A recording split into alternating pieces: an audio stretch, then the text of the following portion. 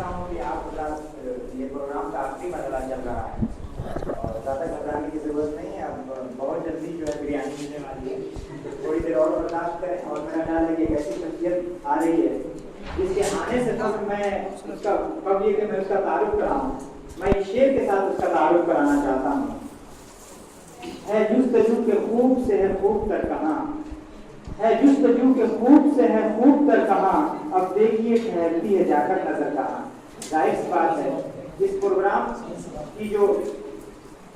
का जो दिल है, इस प्रोग्राम की जो पहचान है, इस प्रोग्राम की जो शनाख्त है, वो एक ऑलराउंडर कारकर्दगी के मालिक जो इससे पहले बल्कि यूनिवर्सिटी के अंदर अपनी एक शनाख्त रखते हैं, चाहे वो इल्मी हो, अदबी हो या और भी कोई सरगर्मियां हो, वो हर सरगर्मियों में हिस्सा लेते हैं और अपने ऑलराउंडर कारकर्दगी से पूरी यूनिवर्सिटी को शादमा रखते हैं। मैं समझता हूं कि एक ऐसे हौसलामंद अफजा शख्सियत के लिए ये शेर बहुत ही मुनासिब है कि निशा यही है जमाने में जिंदा कौमों का, निशा यही है जमाने में जिंदा कौमों का कि सुबह शाम बदलती हैं उनकी तकदीरें।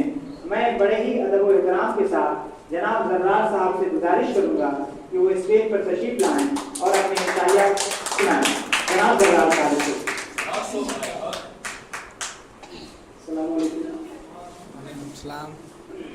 आफ्ताब महताब की मौजूद यहाँ पे हमारे जिला साथीराम और कहकशा की मानी तलबा अजीज साथियों, मैं और पूरी लोगों की क्लास इस वक्त रजा में इनको मिस कर रही है और हमारे उस्ताद मोहतरम खालिद सईद साहब भी मौजूद नहीं हैं, हम उनको भी मिस कर रहे हैं और ख़ास तौर से रजा में इनको बहुत ज़्यादा ही मिस कर रहे हैं। मैं बयान नहीं कर सकता। मेरे इन शायरी का उन्वान है इम्तिहान चल।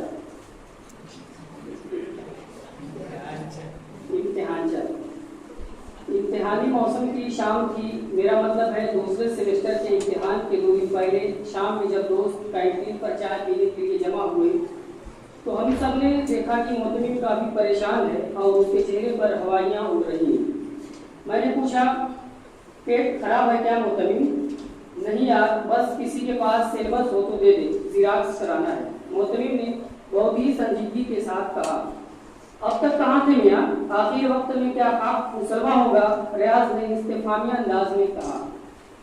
होने की क्या बात है, ज़िराक्स क्या कराओगे? शोबे में तो मिलता ही है, इम्तिहान की सुबह ले लेना, फिरोज ने तंजन कहा। सुबह में तो पेपर है, ये कहकर मोतमिम फिरोज को सवालिया नजरों से देखने लगा। तो दोपहर में देख लीजिएगा, वदूद ने चुटकी ली। तुम लोग कहो तो मैं इम्तिहान बांटते फिरूं, मोतमिम ने झिल्ला कर कहा। हाँ हाँ मेरे भाई हाँ, मगर देखना जरूर, वरना कहीं आफ्ताब वाला हाथ तुम्हारा भी ना हो जाए। रियाज की इस बात पर हम सब हंस पड़े। मोतमिम, आफ्ताब का क्या हुआ था? छोड़िए मोतमिम भाई, चाय पीजिए, क्यों मुर्दा उखड़वा रहे हैं? रियाज को घिरते हुए आफ्ताब ने मोतमिम से मिन्नत समाजत की। हाँ तो जाओ चाय ऑर्डर करो, अरशद ने झपक कर आफ्ताब से कहा। आप कंटिन्यू कीजिए, मोतमिम ने रियाज से कहा। रियाज, अरे यार, अभी कल ही रात की बात है कि आफ्ताब गाना गाते हुए मस्ती के आलम में घूम रहा था। मैंने पूछा, क्या बात है भाई आफ्ताब, मस्ती काट रहे हो, इम्तिहान की तैयारी हो गई? तो बोला कि यार सिलेबस में क्या है, सब तो पढ़ा हुआ है। तो मैंने सिलेबस उसे देते हुए कहा कि अच्छा इस टॉपिक के बारे में जरा बताओ। तो उसने कहा कि ये तो कुछ नया सा लग रहा है, इसको छोड़ कर कुछ और पूछो। फिर मैंने एक और टॉपिक के बारे में पूछा तो वो चकरा गया, उसने वही जवाब दिया जो उसके हाथ में और जो उसके हाथ में सिलेबस था मेरी तरफ बढ़ाते हुए कहा कि आप न जाने क्या क्या पूछ रहे हैं, लो इसमें से पूछो जो पूछना है। जब मैंने सिलेबस देखा तो मैं चकरा गया, फिर जब गौर से देखा तो वो पहले सेमेस्टर का सिलेबस था। बस हो गई तसल्ली, मिल गया सुकून। चलो चाय का ऑर्डर करो, ऑर्डर दो, दे लो, फिर कोई और बात करना, आफ्ताब ने नाराजगी के साथ कहा। कर रियाज भाई ने चिल्लाकर चाय वाले से कहा, आज चाय दे दो भाई। अरशद ने कहा, मैं चाय नहीं पीता हूँ, इसलिए अभी अरशद आगे कुछ कहता कि आफ्ताब बोल पड़ा, 8 नहीं 7 भेजना भाई। अरशद उसे घूरने लगा और आफ्ताब संजीदा निगाहों से देखते हुए बेपरवाही का मुजाहरा करने लगा। अरशद चिल्ला कर बोला, मैं चाय नहीं बूस्ट पीऊंगा। फिरोज ने चिक्की लेते हुए कहा कि जा भाई जा, इसके लिए दूध बोल दे, अभी बच्चा है। दूसरी तरफ महताब और सैफ आपस में बात कर रहे थे कि सिलेबस बहुत लेंथी है, जब पढ़ेंगे तब पता चलेगा, अभी सब मस्ती कर रहे हैं। खैर चाय आई, सबने चाय पी और साथ ही ये वादा किया कि आज से लाइब्रेरी जाना है। सैफ ने मुझे खामोश देखकर कहा कि क्यों यार, तुम चुप क्यों? तुम लाइब्रेरी नहीं जाओगे? तुम्हें नहीं पढ़ना है क्या? जब देखो तब बिलिंगियां देते रहते हो। अब पढ़ाई की बात चल रही है तो चुप हो, कभी पढ़ने भी बैठ जाया करो। मैंने कहा आज तक कभी पढ़ने नहीं बैठा, तो अब क्या बैठूं? उसने पूछा कि क्यों, ऐसे ही एमएड बीएड कर लिए? अभी मैं जवाब देता कि अरशद आदत के मुताबिक बीच में कूद पड़ा और बोला कि तुमने पढ़कर क्या सीखा? बीएड एमएड बोलना चाहिए तो एमएड बीएड उल्टा बोल रहे हो। सैफ ने डांटा, चुप, जब दो बड़े बात कर रहे हो तो बीच में। इसी असना आफ्ताब ने कहा, उल्टा क्या बे, तुम भी तो बीए करते हो, ये भी क्यों नहीं बोलते? सैफ ने कहा, ये सब छोड़ो यारो, और मुझसे कहा बगैर पढ़ने बैठे ये सब कर लिया। मैंने कहा तो बोला नामुमकिन, आखिर कैसे? मैंने कहा मुझे लेट कर पढ़ने की आदत है। वो मुझे घूरने लगा। मोइज ने मुझे आंख मारते हुए सैफ से कहा, जाने दो मौलाना, ये सब छोड़ो, टाइम पास मत करो और चलो खाना खाते हैं, अभी पढ़ना भी है। इशाइये के बाद जब लाइब्रेरी जाने का वक्त होता है तो वदूद कहता है कि चलो यार कोल्ड ड्रिंक पियाते हैं, उसके बाद पढ़ने में का मजा ही कुछ और है। मैंने कहा कोल्ड ड्रिंक के साथ पान भी मिल जाए तो? वदूद बोला, चल ना यार, आफ्ताब भाई है ना। आफ्ताब मुस्कुराते हुए बोला, चलो कमीनो। मैंने आफ्ताब की पीठ थपथपा कर कहा, वाह यार वाह, तू भी धीरे धीरे अंग्रेजी बोल रहा है। सबने वाह वाह कहकर आफ्ताब की हौसला अफजाई की। रियाज भाई ने मजीद हौसला अफजाई के लिए आफ्ताब को मुखातब करके कहा, आफ्ताब, वैसे कमीनों को अंग्रेजी में नो शॉर्टेज कहते हैं। आफ्ताब गुस्से से हम सबको घूरने लगता है और फिर धमकी देता है कि कमीनों अगर कमीन की दिखाए तो चाय पान कैंसिल। कोल्ड ड्रिंक और पान के बाद जब हम लाइब्रेरी पहुंचते हैं तो सबसे पहले अखबार पढ़ते हैं। अरशद अखबार पढ़ने के लिए मशहूर है, क्योंकि अब लोग बदनाम नहीं होते। कोई भी अखबार मसलन सहारा, उर्दू, रहनुमाई दक्कन, मुंसिफ, एतमाद, सियासत उसे छूटता नहीं है। जब तक इन तमाम अखबारों का मुताला न कर ले, बल्कि चाट न ले, उसकी रूह को चैन नहीं मिलता।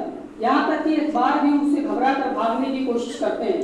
यहाँ पर एक राज की बात बताता चलूं कि जहाँ इतने सारे अखबार उससे घबराते हैं और डर कर भागते हैं, वहीं दूसरी तरफ अंग्रेजी अखबारों से खुद घबराता है और डर कर भागता है। बहरखैर अरशद साहब इम्तिहान के जमाने में अखबार पढ़ना कम कर देते हैं। हाँ, पहिया लगवाए थे ना। अखबार पढ़ना कम कर देते हैं और आफ्ताब उसकी जगह ले लेता है और खूब अखबार पढ़ता है, और साथ ही सबको नसीहत भी करता है कि अगर पेपर देना है तो पेपर पढ़ो। लाइब्रेरी में सबसे ज्यादा हमें मुसीबतों का सामना करना पड़ता है। इतनी दूर पैदल चलकर जाना और फिर कुर्सी पर बैठकर पढ़ना हमारे लिए बहुत मुसीबत की घड़ी होती है, क्योंकि हमें बेड पर लेटकर पढ़ने में मजा आता है। इसीलिए हम कुर्सी पर पालती मारकर बैठ जाते हैं और आराम से पढ़ना शुरू कर देते हैं। पर जैसे ही हम कुर्सी पर पालती मारकर बैठते हैं, हमारे दोस्त सैफ फौरन निहायत चाबुक दस्ती, बल्कि चाबुक पैरती से हमारी चप्पल को लात मारकर कहीं और गायब कर देते हैं। हमें इसका पता तब चलता है जब हमें नेचुरल या आर्टिफिशियल कार के लिए बाहर जाने की जरूरत पड़ती है। अब चप्पल ढूंढने में इतना मूड खराब होता है कि जो कुछ पड़ा हुआ होता है सब भूल जाता हूँ, पर क्या करें, कुछ कर भी तो नहीं सकते। वो इसी पर बस नहीं करते, हर 10 मिनट में हमसे एक सवाल पूछ बैठते हैं। हम उनको लाख बल्कि कभी तो 1.5 लाख समझाते हैं कि यार सारे सवाल एक कागज पर नोट कर लिया करो और आखिर में वापस जाते वक्त रास्ते में पूछ लिया करो। बीच बीच में खलल डालने से तसलसल बरकरार नहीं रह पाता है। चलो यार बताओ, और तब तक खामोश नहीं होते जब तक कि जवाब न मिल जाए। कितनी बार तो हम सिर्फ इसी वजह से लाइब्रेरी नहीं गए कि कौन जाके चप्पल गायब करवाए और ऊपर से इतने सारे सवालों का जवाब दे। इम्तिहान से एक दिन पहले वाली रात जब हम सब लाइब्रेरी पहुंचते हैं तो सब लोग अखबार पर तायराना डालकर पढ़ने में मसरूफ हो जाते हैं। आफ्ताब और मैं हस्ब दस्तूर पेपर पढ़ रहे होते हैं। इसी असना कुछ दोस्त आकर पूछते हैं कि कल पेपर नहीं है क्या। मैं कहता हूँ कि हाँ है। फिर पूछते हैं कि तो फिर पेपर क्यों पढ़ रहे हो? मेरी तरफ से फिरोज जवाब देता है कि कल पेपर लिखना है, इसीलिए आज पेपर पढ़ रहे हैं।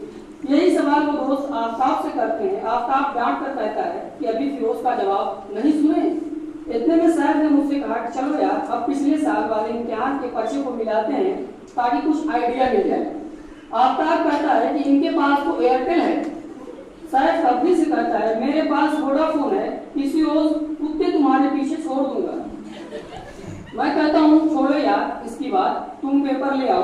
वो लाता है और हम पेपर मिलाते हैं। अब गौर कीजिएगा पेपर मिलाने का अंदाज। पहला सवाल, उर्दू गजल के आगाज़ व इब्तिदा का अहद बहद जायजा लीजिए। हमने मुत्तफ़िक़ा तौर पर फैसला किया कि ये सवाल आसान है, हो जाएगा। अगला सवाल देखो। दूसरा सवाल था मीर की गजल गोई की खुसूसियात बयान कीजिए। मैंने कहा ये सवाल भी आसान है, आगे बढ़ो। शायद बोला कह रहे यार एक दो खुसूसियात बताओ ना। मैंने कहा कि किसी भी शायर की खुसूसियात लिख देना, बस नाम मीर का होना चाहिए। हंसते हुए हम आगे बढ़ गए। अगला सवाल था पानी की शायरी में फलसफा हयातो मौत पर रोशनी डालिए। पानी की शायरी में फलसफा हयातो मौत पर रोशनी डालिए। थोड़ी देर तक माथा पच्ची हम लोग करते रहे, पर जवाब समझ में नहीं आया। जब आफ्ताब ने हम लोगों को देखा कि परेशान है, तो पूछा क्या बात है। हमने सवाल उसको बताया तो उसने लफ्ज़ हयात और मौत पर मोबाइल की टॉर्च से रोशनी डाल दी और हंसने लगा। शायद बोला कि तुम्हें हर वक्त मजाक ही सूझा रहता है, कल पेपर दोगे तो पता चलेगा। फिरोज बोला कूल मेरे भाई, कूल कूल कूल। आफ्ताब ने सैफ से कहा तुम इतनी मेहनत और दिमाग की दही करके 2 से 4 नंबर आगे रहोगे बस, और मैं आराम से मस्ती करके दूंगा तो 2 नंबर पीछे ही सही। फिरोज ने कहा हाँ भाई हाँ, तेरा कॉन्सेप्ट क्लियर है ना, हम लोग थोड़ा कमजोर हैं। आफ्ताब शर्मा गया। मैंने सैफ से कहा इस सवाल को छोड़ दो, ये सवाल नहीं आएगा। इस तरह से सारे गुज़िश्ता का पर्चा हल करने के दरमियान जितना भी आसान सवाल होता उसके लिए हम ये कह देते ये तो हो जाएगा, और अगर कोई मुश्किल सवाल आता उसके लिए हम ये कह देते ये सवाल कल इम्तिहान में नहीं आएगा। और उसी तरह से पूरा पेपर हम टाल मटोल कर दिल बहलाने के लिए हल कर लेते हैं, और फिर कुछ देर पढ़ाई करने के बाद रूम आने के लिए एक दूसरे से कहने लगते हैं कि चलो यार अब रूम चलते हैं। कोई जमाई लेते हुए कहते हैं यार चलो बहुत पढ़ लिए। लाइब्रेरी से आते वक्त रास्ते में शायद मुझसे कहता है कि यार जो कुछ भी पढ़ता हूँ उसमें से कुछ भी याद नहीं रहता, क्या करूँ। उस पर आफ्ताब बोल पड़ता है तो पढ़ते ही क्यों जब याद नहीं रहता। सर ने चिल्ला कर कहा तुम चुप रहो, और मुझसे कहा कि बताओ ना यार कोई तरकीब हो तो। मैंने कहा कि पढ़ने के बाद चाय पी लिया करो।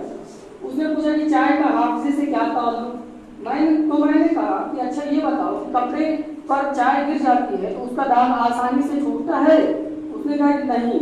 तो मैंने कहा कि इसी तरह पढ़ने के बाद जब चाय पी लेते हैं तो आफ्ताब जोर जोर से हंसने लगा। हम सब मुहैयराना अंदाज में उसकी तरफ देखने लगे। आफ्ताब बोला अब मजा आएगा। वदूद ने पूछा क्यों क्या हुआ। तो आफ्ताब बोला कि जब मैं चाय पीने कैंटीन जाता हूँ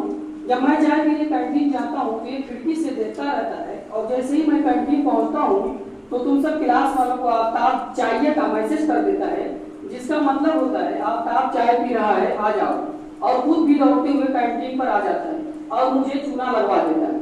अब यही मैं उसके साथ करूंगा।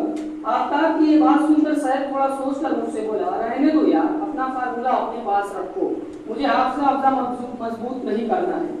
फिर हम सब रूम पर आ जाते हैं। रूम पर आकर शायद सवेरे सो जाता है, वदूद रात भर पढ़ता है, और बकिए लोग गुलियाने यानी गुल करने के बाद मामूल के मुताबिक सो जाते हैं। सवेरे सोने वाले लोग अलग उठकर इम्तिहान की तैयारी में लग जाते हैं। मामूल के मुताबिक सोने वाले लोग टाइम से उठकर इम्तिहान के लिए तैयार हो जाते हैं, और रात भर पढ़ने वाले को बड़ी मेहनत और मशक्कत से दांत मारकर उठाया जाता है। फिर हम सब एक साथ इम्तिहान के लिए रूम से पैदल निकल पड़ते हैं, और अगर कभी हमारी नजर शोभा ले जाने वाली यूनिवर्सिटी बस पर पड़ती है तो हम बस को दौड़ाकर पकड़ लेते हैं और फिर इम्तिहान गाह पहुंच जाते हैं। इम्तिहान गाह का हाल तो सबको मालूम है कि बिल्कुल रोज़े महशर जैसा होता है। हर कोई हर किसी को भूल चुका होता है, यहाँ तक कि इम्तिहान के लिए जो पढ़े हुए होते हैं वो भी भूल जाते हैं।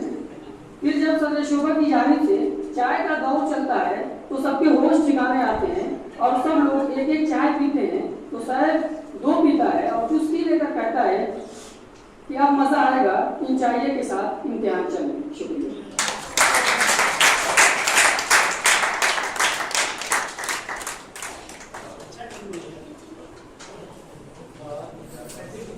शुक्रिया ज़कार साहब, आपके ऑलराउंडर क्या करते हैं?